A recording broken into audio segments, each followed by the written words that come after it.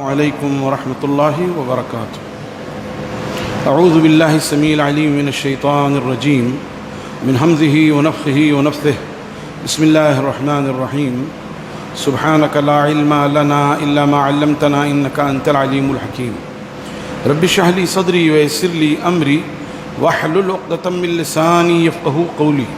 رب زدني علما. وقال النبي صلى الله عليه وآله وسلم: من يرد الله به خيرا يفقهه في الدين. اللهم علمنا الكتاب والحكمة. اللهم فقهنا في الدين. اللهم وفقنا لما تحب وترضى.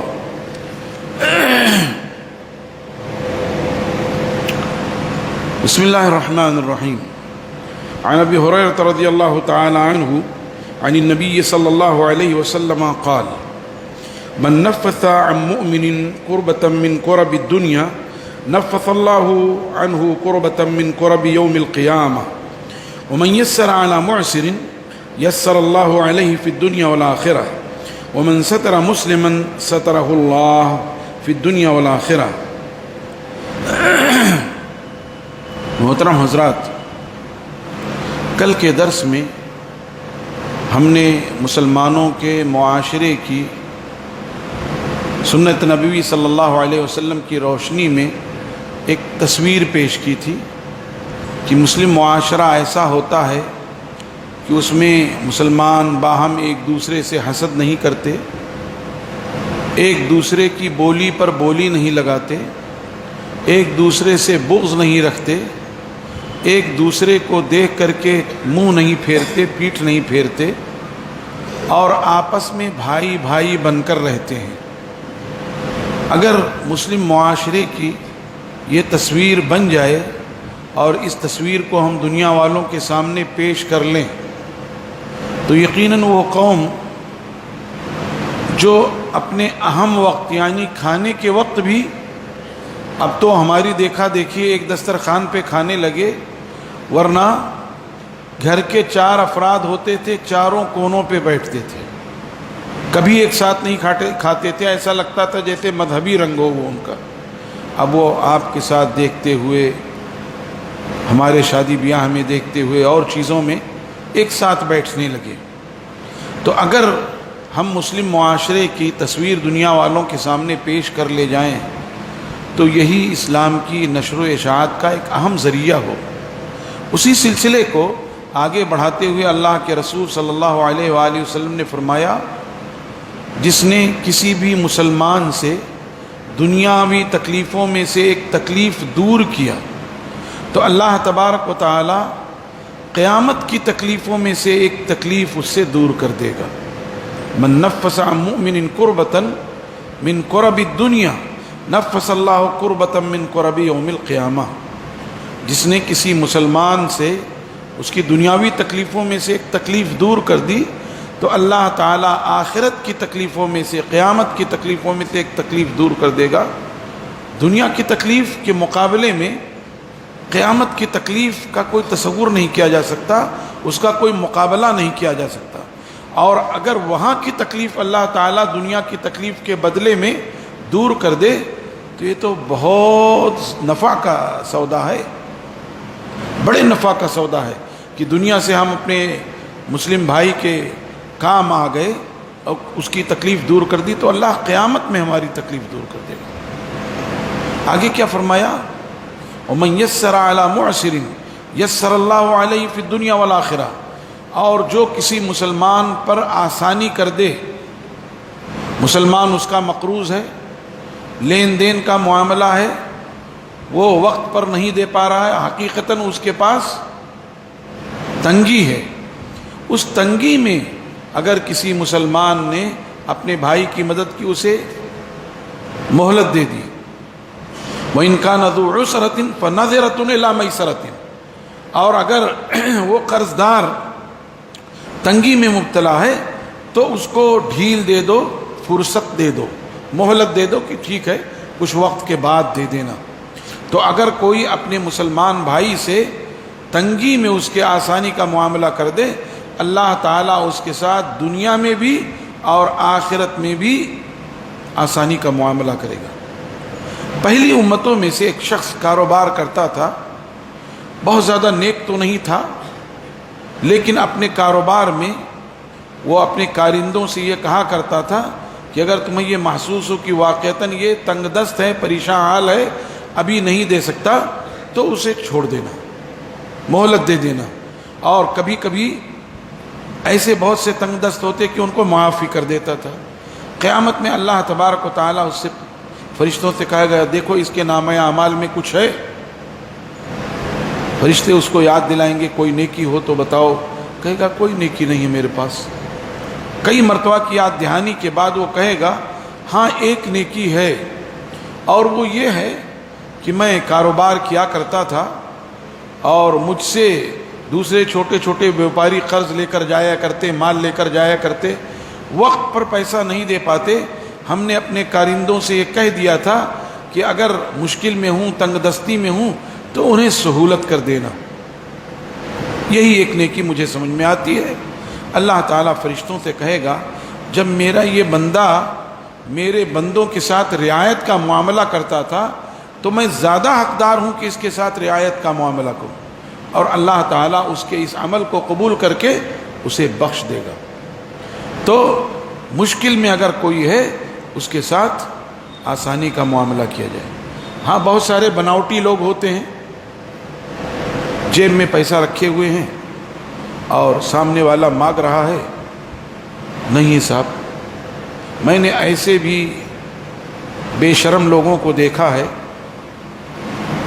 چھوٹی چھوٹی پونجی ہے، پھیری کرتے ہیں، ٹھیلے پر ادھر ادھر سے بھنگار جمع کر کے لائے اور بڑی پارٹی کو دے دیا، اور اب اس سے آئے ہیں پیسہ مانگ رہے ہیں، نہیں ہے۔ میرے سامنے ایک آدمی کا معاملہ آیا، اس کی بیوی بیمار تھی، وہ آیا اور کہہ رہا ہے سیٹ پیسہ دے دو، نہیں دیا، رونے لگا۔ اس نے کہا کہ کس دن کے لیے میں یہ سب کاروبار کرتا ہوں، کیا فائدہ، اور چلا گیا۔ میرے ہی سامنے میں بیٹھا ہوا تھا، پیسہ نکالا اس نے،